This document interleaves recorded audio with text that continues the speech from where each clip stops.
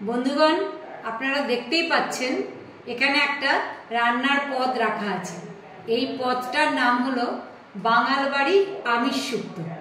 তাহলে এবার বন্ধুরা বলি এবারে কিভাবে আমি এই রান্নাটা করেছি, কি কি লাগছে এটাতে। আমিষ শুক্তো যেহেতু, সেখানে একটা মাছের একটা ব্যাপার থাকে। এখানে ছোট ছোট পুঁটি মাছ এবং মোরলা মাছ এই শুক্তোটার মধ্যে দেয়া আছে।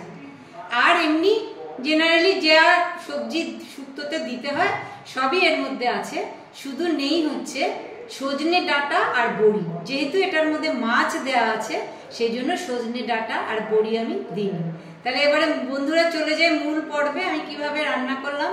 প্রথমে সবজিগুলো কাটা হলো যেমন করে সবজি কাটে, তারপরে তেলের মধ্যে সর্ষে আর রাঁধুনি ফোড়ন দিয়ে সবজিগুলো একটু সাঁতলে নিলাম।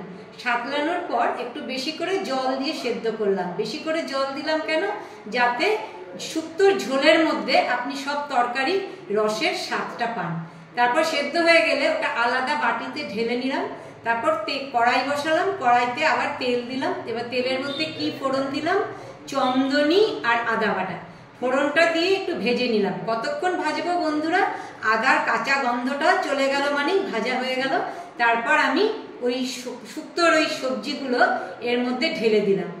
আর উচ্ছে আর ছোট মাছ আগেই ভেজে তুলে রেখেছিলাম।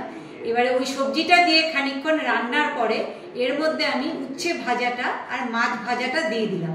সেটা দিয়ে কিছুক্ষণ রান্নার পরে তারপরে কি দিলাম, ওর মধ্যে একটু পোস্ত বাটা, একটু দুধ আর শুক্তোর ভাজা মশলা আর 2 চামচ ঘি দিয়ে ঢাকা দিয়ে রেখে দিলাম। তাহলেই তৈরি হয়ে গেল বাঙাল বাড়ির আমিষ শুক্তো। কেমন লাগলো জানাবেন। মেনুটা পছন্দ হলে লাইক, শেয়ার, কমেন্ট করতে ভুলবেন না।